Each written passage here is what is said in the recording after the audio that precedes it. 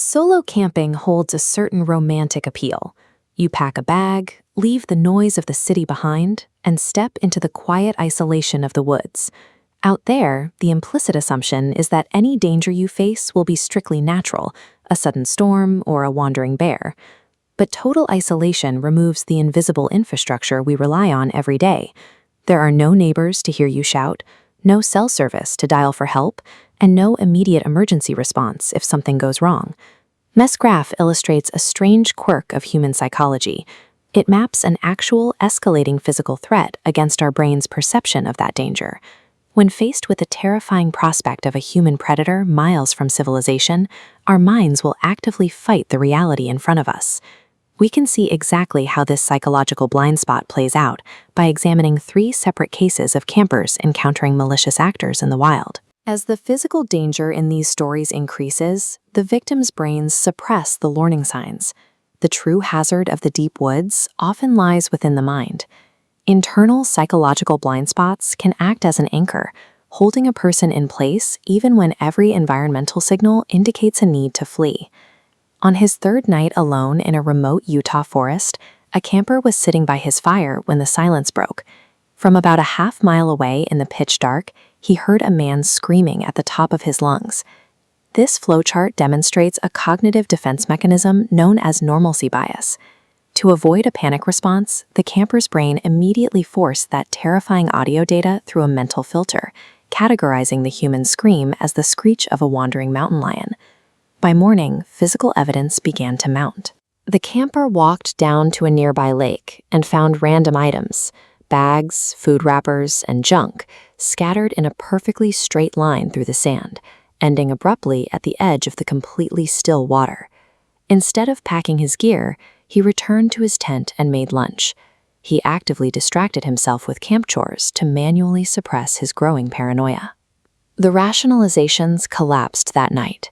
While gathering firewood in the dark, he heard a quick whisper, then another.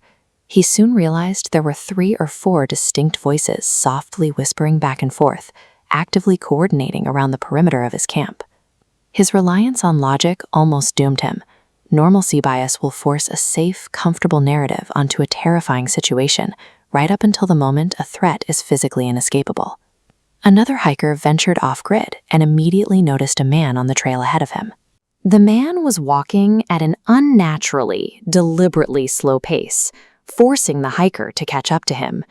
Instead of trusting his unease and keeping his distance, societal conditioning kicked in. The hiker offered a polite greeting. The man, introducing himself as Oscar, instantly matched the hiker's pace and extended his hand for an unavoidable handshake. This initial handshake locked the hiker into a shared pace. Within minutes, the stranger offered an invitation to a remote campsite, and the hiker followed him deep into the trees, rather than disrupt the polite flow of the encounter. At the campsite, 2 unexpected men silently boiled ramen over the fire, staring blankly without speaking a single word. The tension peaked. The hiker made an excuse to grab something from his bag, trying to leave casually. After a few steps, he looked back. All 3 men had silently stood up in unison, watching him retreat into the dark. We are conditioned to be polite, and predators know how to weaponize that. Social compliance deeply overrides basic self-preservation, granting malicious actors free, unrestricted access to our personal space. A 3rd camper drove out to his most familiar, trusted spot in the woods, bringing along his retriever mix, Sammy. The camper immediately settled into a relaxed state, comforted by the familiarity of the environment. Sammy, however, was highly agitated, pacing with intense physical tension the second they arrived. This split-screen model illustrates cognitive dissonance.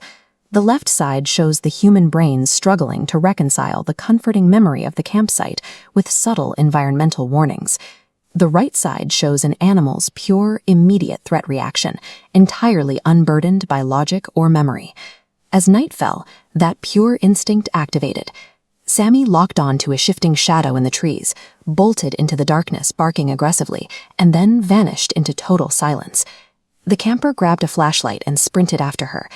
After an agonizing search through the woods, he found Sammy's collar violently ripped off and discarded. Nearby, Sammy was alive, but completely paralyzed with terror, refusing to move. He carried his shaking dog back to the clearing, only to discover his tent ripped to shreds and his backpack entirely emptied. Whatever Sammy had chased away had circled back and violently ransacked the camp. The dog's uncorrupted reaction bypassed human denial entirely. That raw animal instinct acted as the undeniable catalyst, finally forcing the camper to acknowledge the immediate physical danger.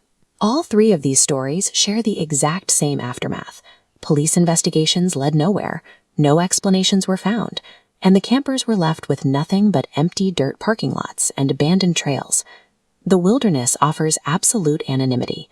Isolated individuals who decide to act with malicious intent out there face zero immediate consequences for their actions. The single action that saved all three campers was abandoning logic and social politeness, choosing blind flight instead. A gut feeling serves as an ancient evolutionary alarm system. This biological survival mechanism assesses environmental anomalies and triggers defensive responses long before the conscious mind can rationalize the danger. When the safety nets of the civilized world disappear, your logic can become a liability. If you are miles from help and something feels inexplicably wrong in the silence, do not wait for the threat to make sense.